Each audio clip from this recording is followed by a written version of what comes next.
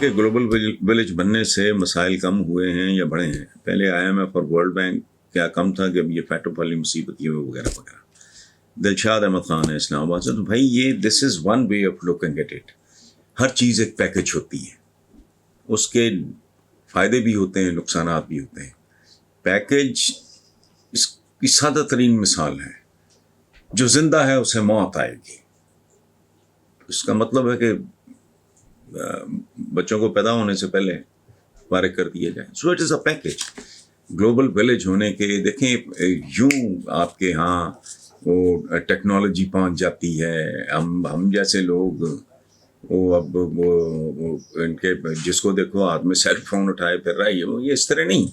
اس کے کچھ ایڈوانٹیجز ہیں, کچھ ڈس ایڈوانٹیجز ہیں.